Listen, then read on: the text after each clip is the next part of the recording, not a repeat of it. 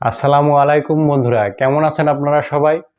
আপনাদের মাঝে আবারও হোমিওয়েড চ্যানেলের পক্ষ থেকে আমি ডাক্তার JM হাসান চিশতি হাজির হলাম।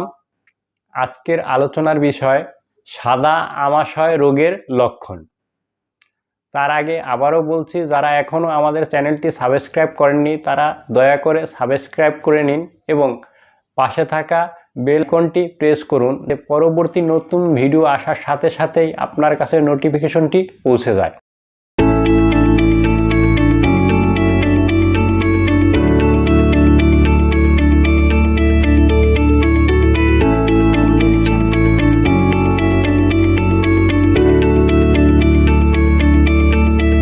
সাদা আমাশয় রোগের লক্ষণ: পানির মতো পাতলা পায়খানা হওয়া, পায়খানার সাথে মাঝে মাঝে রক্ত দেখা দিতে পারে, বমি বমি ভাব ইত্যাদি থাকতে পারে। সাদা আমাশয় দুই ধরনের হতে পারে, একটা হলো ব্যাকটেরিয়া ঘটিত কারণে আমাশয় রোগ দেখা দেয়া, আর জীবাণু থেকেও আমাশয় রোগের সংক্রমণ ঘটে থাকে। অর্থাৎ একটা ব্যাকটেরিয়া জনিত আর একটা জীবাণু ঘটিত। জীবাণু ঘটিত আমাশয় রোগ থেকে মুক্তি পাওয়ার জন্য খাওয়ার আগে পরিষ্কার পরিচ্ছন্নতা মেনে চলতে হবে, বিশুদ্ধ পানি পান করতে হবে, ব্যাকটেরিয়ার সংক্রমণ থেকে দূরে থাকতে হবে, খাবার যেন জীবাণুবাহিত মশা ও মাছি না পড়ে সেদিকে অবশ্যই খেয়াল রাখতে হবে। টয়লেট শেষে ভালো করে সাবান দিয়ে হাত ধুয়ে নিতে হবে। বাহিরের ভাজা পোড়া খাবার দাবার, রাস্তার ধারে বানানো খাবার খাওয়া থেকে বিরত থাকতে হবে।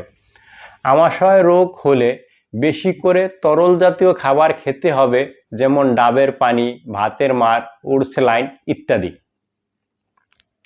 ঘরোয়া উপায়ে আমাশয় রোগের কিছু চিকিৎসা করা যেতে পারে, যেমন আম ও জাম পাতার রস ভালো করে ছেঁচে রস করে হালকা কুসুম গরম পানি দিয়ে মিশিয়ে খেলে উপকার পাওয়া যায়। ডালিম গাছের ছাল সিদ্ধ করে তার রস খেলেও অনেক সময় শরীর দ্রুত সেরে ওঠে। থানকুনি পাতার রস, আদা আমাশয় রোগে খুবই ভালো একটি ঔষধ। ভাতের সাথে সামান্য পরিমাণে হলুদ মিশিয়ে খেলে আমাশয় রোগ থেকে দ্রুত আরোগ্য লাভ করা যায়।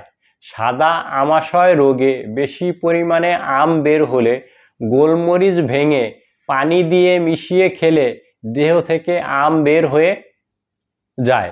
এছাড়া আমাশয় রোগের ওষুধগুলো হলো যেমন নাক্স ভূমিকা, মার্কসল, মার্কর, সিপিয়া, সালফার, সেটিলা, এই সমস্ত ওষুধগুলা আমরা লক্ষণ অনুযায়ী ব্যবহার করলে দ্রুত আরোগ্য লাভ করতে পারে রোগী।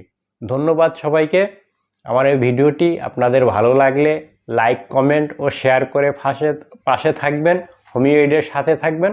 আল্লাহ হাফেজ।